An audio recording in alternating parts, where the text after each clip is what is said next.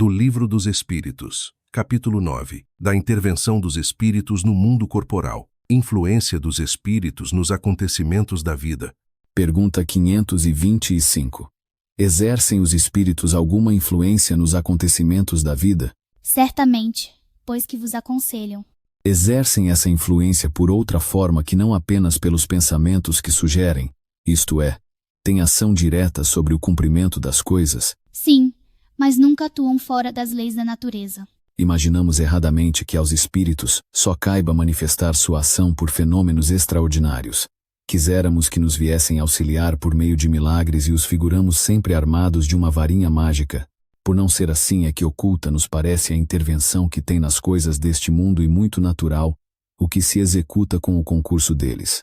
Assim é que provocando, por exemplo, o encontro de duas pessoas, que suporão encontrar-se por acaso, inspirando a alguém a ideia de passar por determinado lugar, chamando-lhe a atenção para certo ponto, se disso resulta o que tenham em vista, eles obram de tal maneira que o homem, crente de que obedece a um impulso próprio, conserva sempre o seu livre-arbítrio.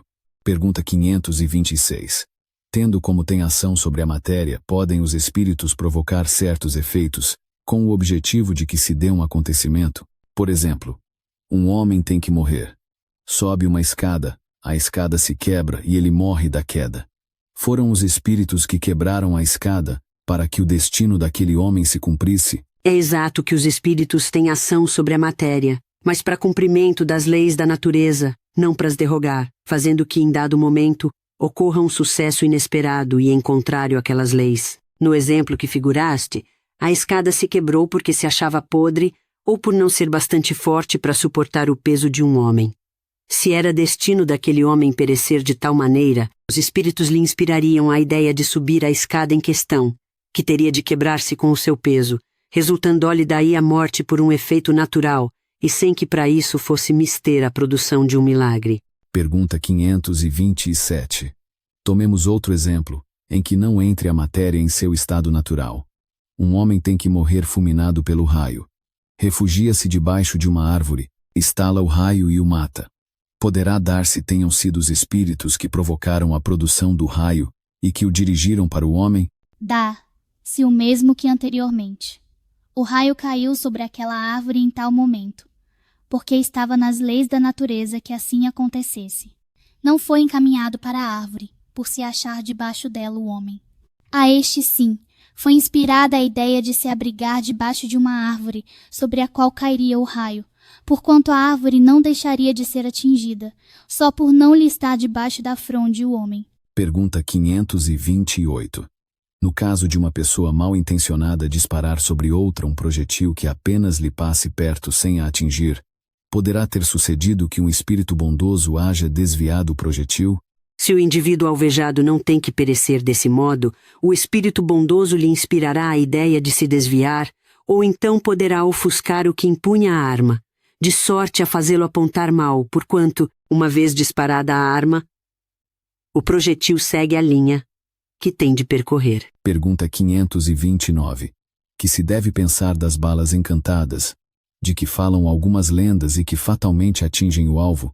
Pura imaginação, o homem gosta do maravilhoso e não se contenta com as maravilhas da natureza. Podem os espíritos que dirigem os acontecimentos terrenos ter obstado a sua ação por espíritos que queiram o contrário? O que Deus quer se executa. Se houver demora na execução ou lhe surjam obstáculos, é porque ele assim o quis. Pergunta 530. Não podem os espíritos levianos e zombeteiros criar pequenos embaraços à realização dos nossos projetos e transtornar as nossas previsões? Serão eles, numa palavra, os causadores do que chamamos pequenas misérias da vida humana? Eles se comprazem em vos causar aborrecimentos que representam para vós provas destinadas a exercitar a vossa paciência.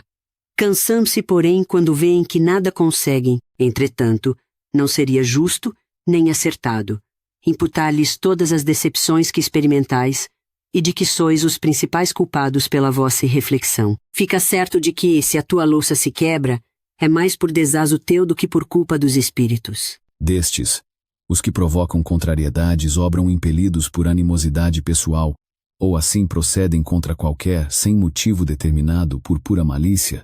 Por uma e outra coisa. Às vezes os que assim vos molestam são inimigos que granjeastes nesta ou em precedente existência. Doutras vezes, nenhum motivo há. Pergunta 531. Extingue-se-lhes com a vida corpórea a malevolência dos seres que nos fizeram mal na terra? Muitas vezes reconhecem a injustiça com que procederam e o mal que causaram.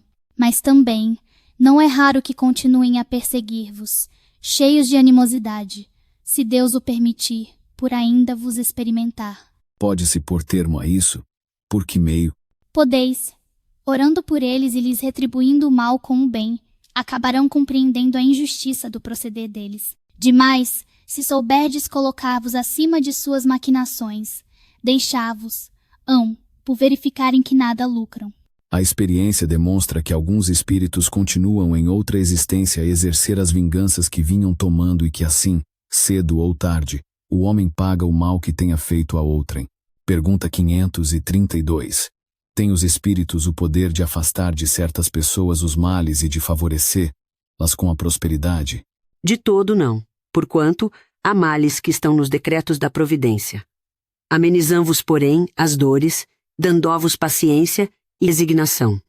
Ficai igualmente sabendo que de vós depende muitas vezes poupar-vos aos males, ou, quando menos, atenuá-los. A inteligência, Deus vola outorgou para que dela vos servais, e é principalmente por meio da vossa inteligência que os espíritos vos auxiliam, sugerindo-vos ideias propícias ao vosso bem. Mas não assistem senão os que sabem assistir-se a si mesmos. Esse o sentido destas palavras. Buscai e achareis. Batei e se vos abrirá. Sabei ainda que nem sempre é um mal o que vos parece sê-lo. Frequentemente, do que considerais um mal sairá um bem muito maior. Quase nunca compreendeis isso, porque só atentais no momento presente ou na vossa própria pessoa. Pergunta 533. Podem os espíritos fazer que obtenham riquezas os que lhes pedem que assim aconteça? Algumas vezes como prova. Quase sempre, porém, recusam, como se recusa a criança a satisfação de um pedido inconsiderado. São os bons ou os maus espíritos que concedem esses favores? Uns e outros, depende da intenção. As mais das vezes, entretanto, os que os concedem são os espíritos que vos querem arrastar para o mal e que encontram meio fácil de o conseguirem, facilitando-vos os gozos que a riqueza proporciona. Pergunta 534. Será por influência de algum espírito que fatalmente a realização dos nossos projetos parece encontrar obstáculos? Algumas vezes é isso efeito da ação dos espíritos. Muito mais vezes, porém, é que andais errados na elaboração e na execução dos vossos projetos. Muito influem nesses casos a posição e o caráter do indivíduo. Se vos obstinais em ir por um caminho que não deveis seguir, os espíritos nenhuma culpa têm dos vossos insucessos. Vós mesmos vos constituís em vossos maus gênios. Pergunta 535.